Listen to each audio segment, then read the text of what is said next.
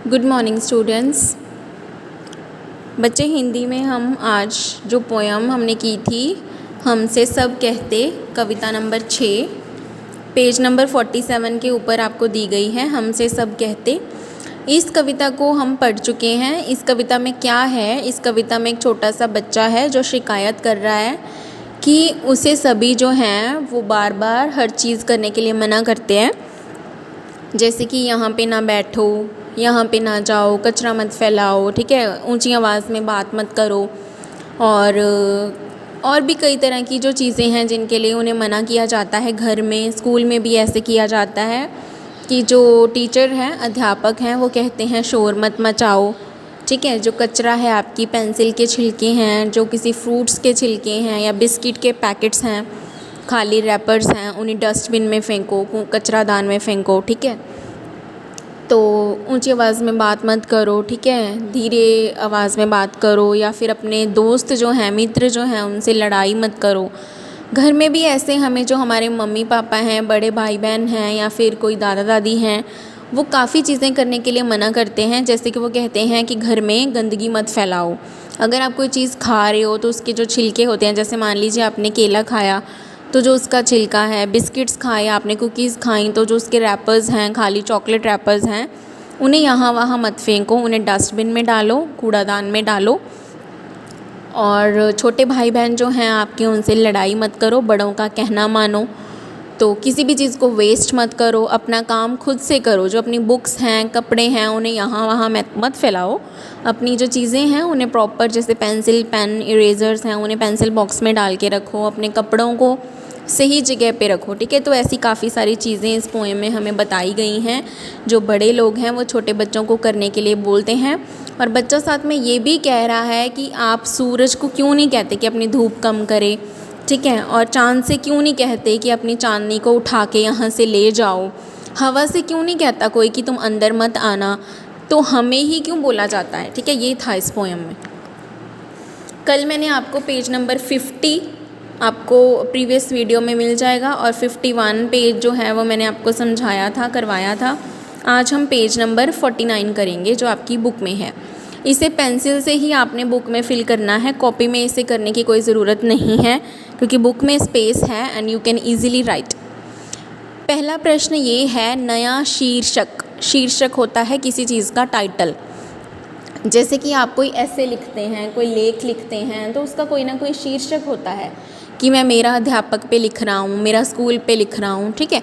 तो इस कविता का शीर्षक क्या था? हमसे सब कहते। उसका मतलब है कि हम ही से सब कहते हैं, कोई सूरज को, चाँद को, रोशनी को, बादलों को, हवा को कुछ नहीं कहता।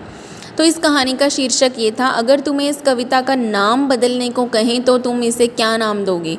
तो इसमें जो बच्चा है उसे लगता है कि बाकियों को कुछ नहीं कहा जाता है, जो चाँद है, हवा है, बादल है, सब कुछ हमें ही कहा जाता है, तो हमसे भेदभाव किया जाता है। तो इस कविता का नाम या तो हम भेदभाव रखेंगे या फिर टोका टाकी। टोका टाकी होता है किसी चीज़ पे टोकते रहना, ठीक है।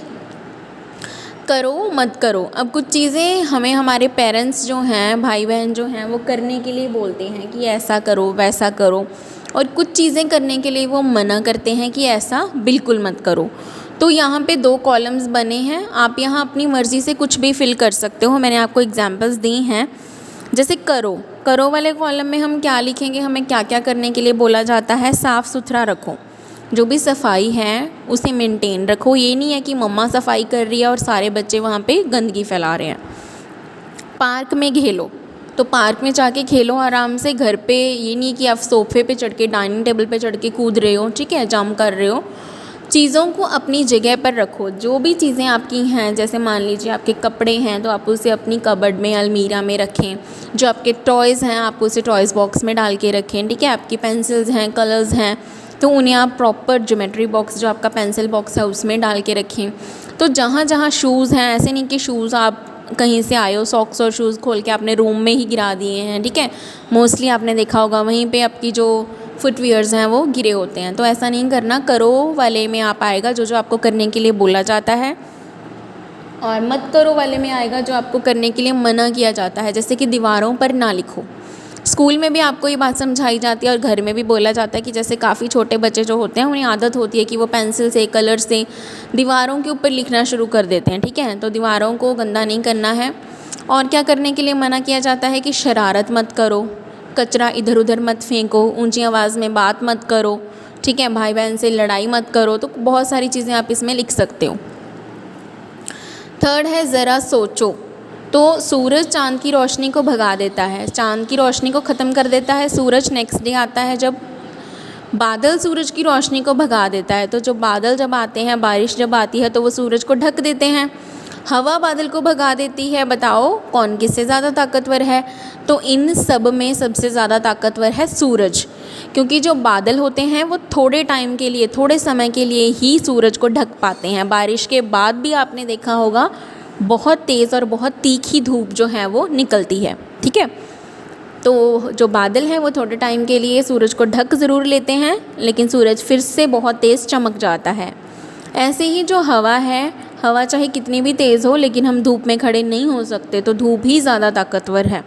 इसी तरह जो सूरज है वो इन तीनों से ज़्यादा ताकतवर है, उस पर हवा और चाँद का कोई प्रभाव नहीं होता। नेक्स्ट है तुम्हारी बात। अम्मा, पापा, भैया, दीदी सभी बड़ों का बच्चों पर बस चलता है। देखो जो बड़े लोग होते हैं हमारे घर में, जैसे अम्मा, पापा, दीदी, भैया, दादा, दादी, जो भी आपके घर में बड़े लोग हैं, उनका जो छोटे छोटे बच्चों पर बस चलता है, ठीक है।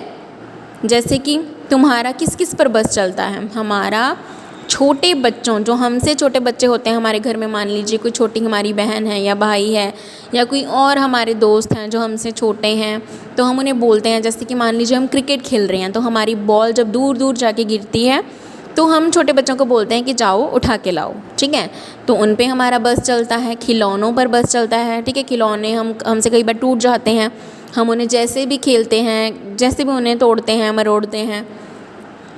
तुम्हारे घर में तुम्हें कौन कौन टोकता रहता है? तो जैसे स्कूल में आपको टीचर्स मना करती हैं, कोई कोई काम करने के लिए मॉनिटर मना करते हैं, उसी तरह से घर में कौन कौन टोकता है? आप यहाँ पे कुछ भी लिख सकते हैं, दादी, पापा, भैया लिखा है मैंने, आप मम्मी, कुछ भी लिख सकते हैं।